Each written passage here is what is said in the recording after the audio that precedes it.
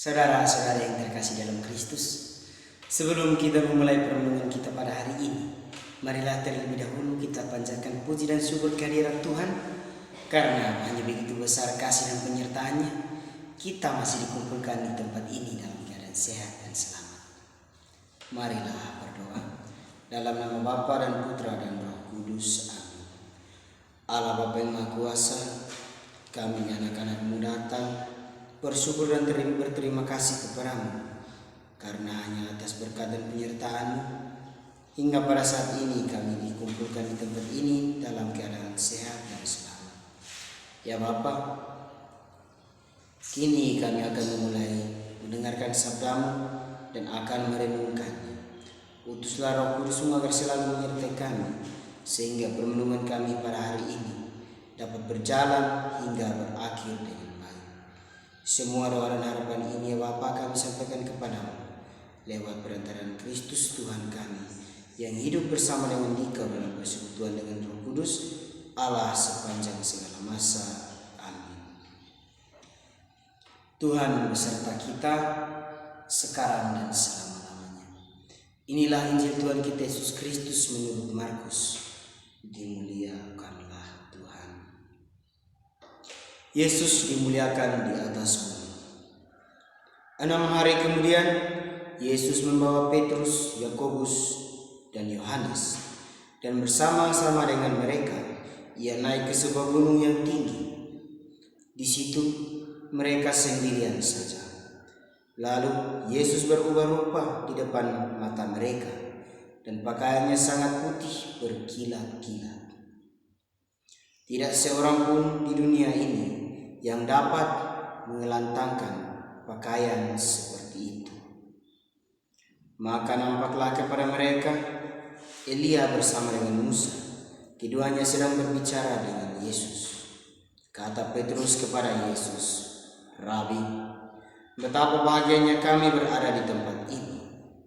Baiklah kami mendirikan 3 kemah, 1 untuk Engkau, 1 untuk Musa, dan 1 untuk Elia." Ia berkata demikian sebab tidak tahu apa yang harus dikatakannya, karena mereka sangat ketakutan. Maka datanglah awan menaungi mereka, dan dari dalam awan itu terdengar suara, "Inilah anak yang kukasihi, dengarkanlah dia."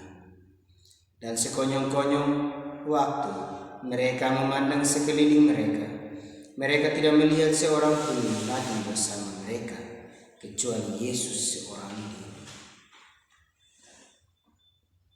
Pada waktu mereka turun dari gunung itu, Yesus berpesan kepada mereka supaya mereka jangan menceritakan kepada seorang pun apa yang telah mereka lihat itu, sebelum Anak Manusia bangkit dari antara orang mati. Mereka memegang pesan tadi sambil mempersoalkan di antara mereka apa yang dimaksud dengan bangkit dari antara orang mati. Lalu mereka bertanya kepadanya, "Mengapa ahli-ahli Taurat berkata bahwa Elia harus datang dahulu?" Jawab Yesus, "Memang Elia akan datang dahulu dan memulihkan segala sesuatu.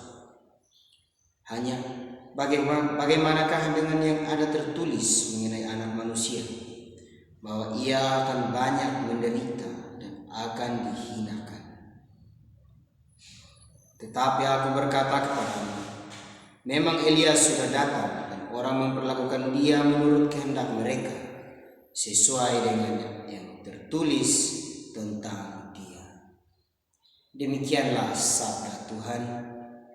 Terpujilah Kristus. Saudara-saudara yang terkasih dalam Kristus,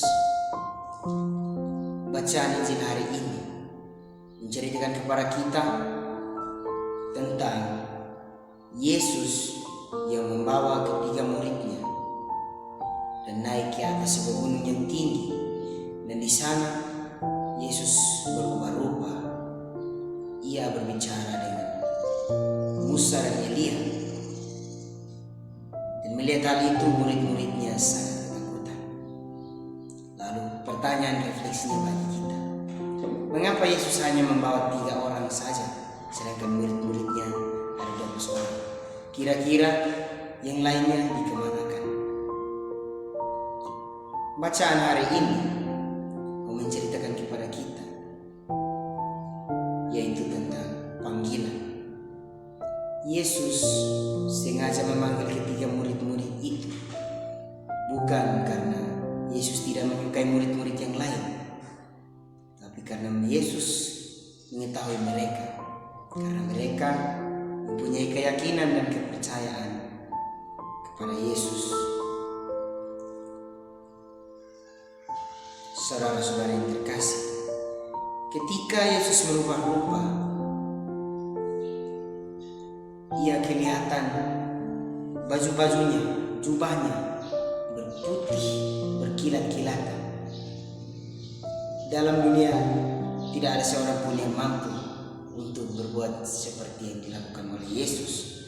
Namun Yesus sendiri yang bisa melakukan hal itu. Yesus melakukan hal itu mau menunjukkan kepada kita bahwa Yesus adalah sungguh-sungguh anak Allah. Kuasa Allah Bapaknya ada di dalam Dia, sehingga Ia mampu berbicara dengan Musa dan Elia.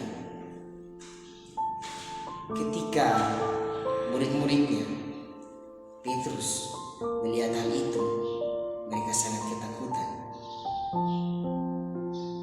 Ya, siapa saja di dunia ini ketika melihat hal seperti itu pasti takut. Namun ketakutan yang dialami Petrus, ia tidak berlari. Justru ia berbalik kepada Tuhan dan mengatakan supaya mereka membuat tenda. Mengapa kata-kata yang diucapkan Petrus hanya seperti itu? Sebab ia takjub akan kejadian itu. Ia tidak tahu lagi harus berbicara apa, sebab ia sangat takjub, sangat takut, sehingga ia berbicara demikian. Saudara-saudara yang terkasih dalam Kristus, marilah kita senantiasa mengikuti panggilan Yesus, agar kita dalam keseharian hidup kita melihat segala kebaikan dari Allah yang datang melalui saudara-saudara kita di mana saja kita berada. Semoga. Marilah berdoa. Allah Bapa yang Maha Kuasa, kami telah menyelesaikan permenungan kami hari ini. Kiranya apa yang telah kami renungkan dapat kami resapi dalam hati kami, dan kami terapkan dalam kehidupan kami, agar dapat menjadi titik perubahan di hari-hari yang akan datang. Semua doa dan harapan ini ya Bapa kami sampaikan kepadamu lewat perantaraan Kristus Tuhan kami. Amin. Dalam nama Bapa dan Putra